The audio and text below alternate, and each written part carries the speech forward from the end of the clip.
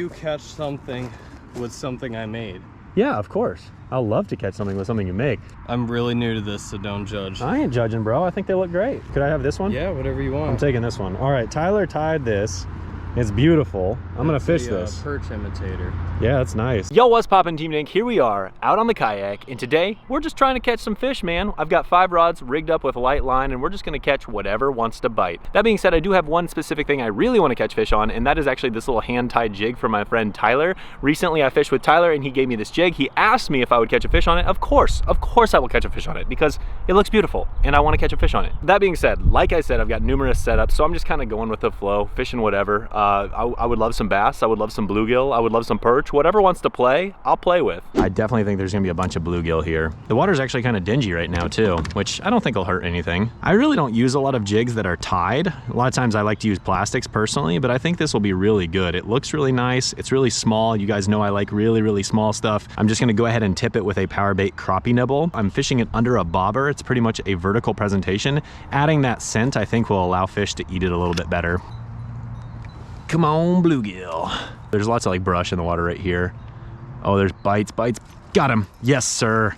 All right, well, that took me 0 time. Second cast, already got a bluegill. Nothing huge, but we're on the board. And I tell you what, Tyler wanted me to catch fish on this thing. I'm gonna do it. He's my boy. Beautiful little bluegill right there. All right, see you, buddy. Unfortunately, the one thing I don't like about these crappie nibbles is, man, they just get pulled right off the hook so easily. Fortunately, there's a ton of them in a jar, but it is kind of annoying constantly having to re-rig one. What I really like about this jig is just how small it is. It's really, really lightweight, so it's gonna have a really nice slow flutter. And I find that when you use stuff that's too heavy and it just sinks too fast, I feel like it's not near as natural. So I thought Tyler did a great job by tying this up on such a light little jig head. Just a bite. He's got it. Yes, sir. Not a bad one, man. He's got some fight to him. That's a little bit better fish. Beautiful, beautiful, beautiful. Shout out Tyler, man. Couple of fish real quick. He was telling me that he just now started tying these little jigs, and I think he does a great job. You know, for being a beginner at this thing, obviously he's got something figured out because they work. See you, buddy. There he is. Smashed it. Smashed it.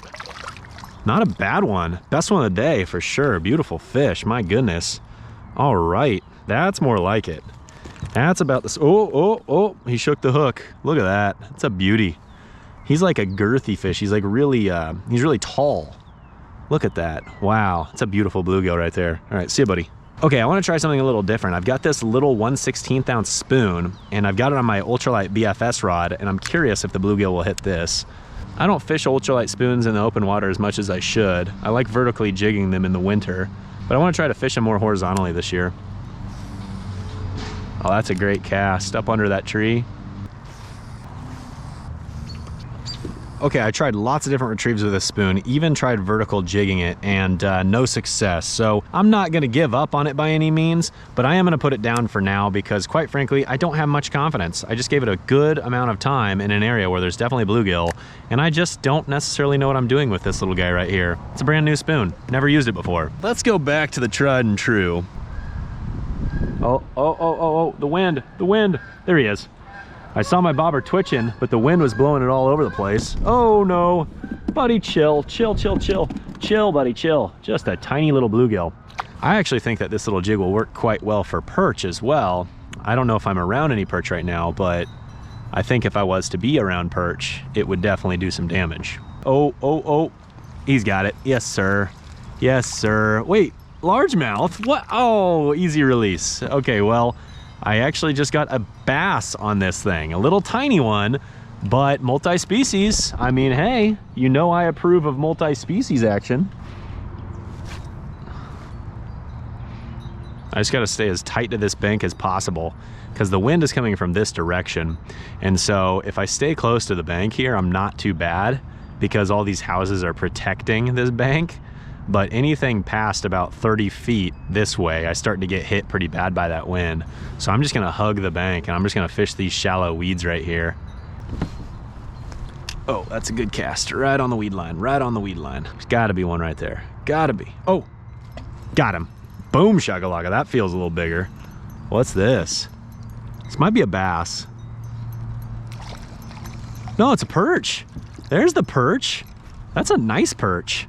That's a beauty right there. Where was that when we were ice fishing, man? I'm gonna grab a picture of that and send it to my buddy Tyler because he's gonna really like that.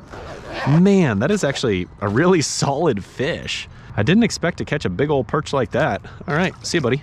All right, well, I am gonna put down the jig. As much as I'm loving it, I wanna try for some bass real quick. I rigged up a Kitech worm right here on a 1/32 ounce mule jig. I think it looks really good. And I'm just curious if we can't catch a bass or two on it. I'm just trying to do some experimenting, you know, fishing more finesse worms and stuff. Just trying to constantly try to figure out new finesse techniques. Oh, I knew my graph was gonna die pretty soon because I totally forgot to charge it the other day and I spent a good amount of time using it. So the graph is dying. Might be a little too windy and stained of water for finesse fishing, but I wanna try this nonetheless. I'm sure I can catch at least one bass on it. I don't know if it'll be the hot bait. Oh, well, I'll be. He was up there in the way shallows. I was like, I don't know if it'll be the hot bait, but this one just smashed it immediately, so it obviously works. He's kind of coming towards me. I can't tell. He might actually, yeah, not bad. 1/32 ounce chartreuse mule jig with a Kitech finesse worm. Just literally got these in today, and I'm digging it. And he liked it too. He's got that black mark on his tail, very distinct. If I ever catch him again, I'll know it's this fish. Pretty long, actually. He's probably 16 and a half inches. Woo! And he is aggressive. There. Oh, what? What happened there? I think like a perch or something pulled the worm literally off. I don't think that that was a bass. I think that was probably like a perch or something. Okay, so this is called the Kitech Easy Shaker 4.5. Okay, as much as I know that this worm will get bit again, I'm gonna put it down for now because we've got the semi-stained water and we've got the wind, and I'm thinking we might be able to catch a fish on something else. Can I get a boom shakalaka? Check out this little guy. It's a Whopper Plopper 60. My buddy Chris gave it to me. I don't know if it's gonna get hit or not, but I gotta imagine it could. And it's so little, it's so cute, and I wanna catch a bass on it. All right, Whopper Plopper 60. I will be honest though, when it comes to topwater, I tend to like a little bit larger profile, so I'm not sure if bass will find this intriguing or not. You guys saw that. He just kind of nipped it. Oh, I didn't set the hook, but he didn't really have it. He just kind of nipped at the tail. It was like a little 12, 13-inch bass. Oh, that'd be so funny if we caught like a giant on this thing. I literally have 4-pound test on this reel, so I gotta be very careful if anything big bites. Okay, I wanna take a little drink of this thing. These cherry limeade sparkling ice drinks are so good. They're so delicious. Big shout out. I also have a nice cold beverage in a cooler with me, which I definitely wanna drink, but I tell you what, I'm not gonna take a drink off of my nice cold beer until I catch another fish. Oh my gosh, a big one chased it, dude. I'm gonna drop my worm in there. Holy crap. Holy crap. Dang it, he saw the kayak. That was a good fish. The fact that he didn't hit it makes me sad. I don't know if it was just the fact that we ran out of reel estate or if it was the fact that he just didn't want it. But he chased it right up next to the kayak. He saw the kayak and he pieced out of there. Huh? Interesting. Oh, oh! Oh my gosh, he smashed it. Totally missed it. Do I throw it back up there or do I throw the worm? I think I gotta throw the worm. I think it's smarter to throw the worm right where he missed that. And I think, oh man, that wind is blowing me right up there. Dadgummit. Dadgum wind. Chill out. He was way up there in the shallows. He smashed it. It looked like a big splash, but I don't know. It could have been a dinky fish for all we know. That's a bummer. Okay, well, I'm still gonna keep the worm handy because I really do think it'll work when I get topwater misses, but for some reason I could not get him to come back. Come on, wabba blabba. Ha, ha, ha. Oh, what? What? Are you kidding me? Let's try the worm. What is with these fish? They're being finicky and weird. I'm telling you, they're probably right on the verge of spawning. And so they're just a little funky.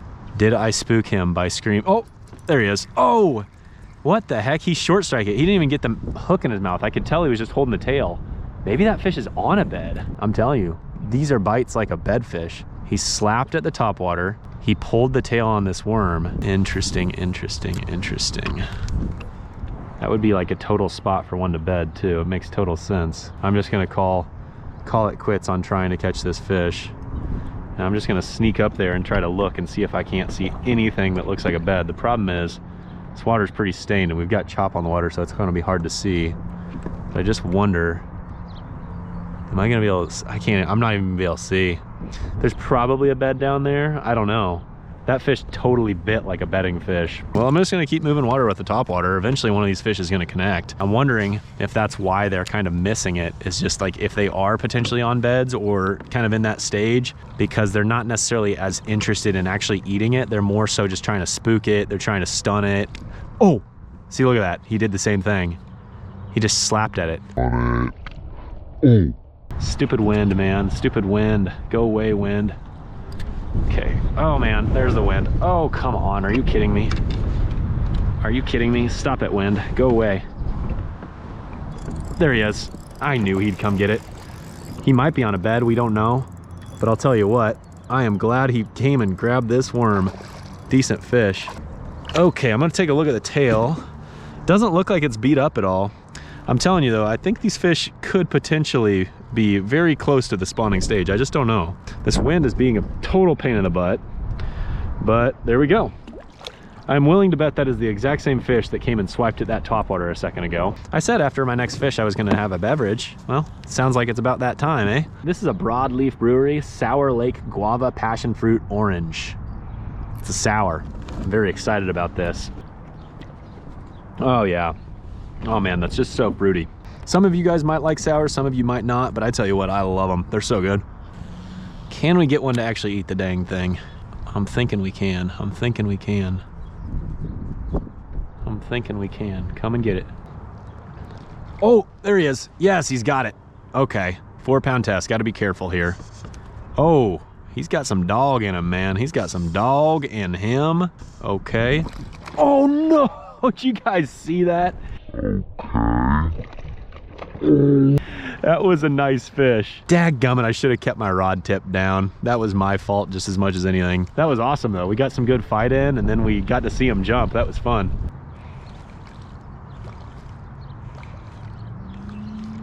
Oh my gosh, torched it. I was kind of playing around, doing some more twitches, and this guy just smashes it. Holy crap. Something big just swam right by my kayak. That must have been a carp. I'm guessing that was a carp. This is actually a pretty good bass though. So I should probably just focus on landing him rather than looking at the carp. Oh, he kind of swiped at it and he missed it. So it's kind of on the outside of his mouth. Now, it's on the, actually it's in his mouth. It's just kind of like interestingly placed. That's cool. That Whopper Plopper 60, first landed fish on the thing. Several bites though. All right, buddy, have a good one.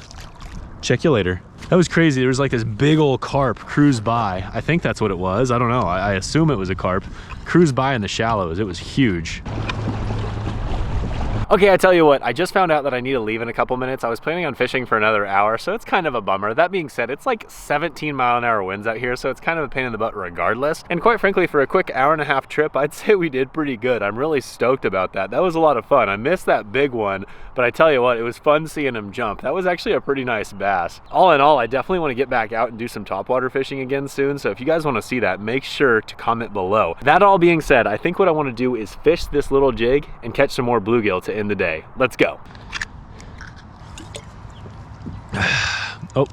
Oh. Come back.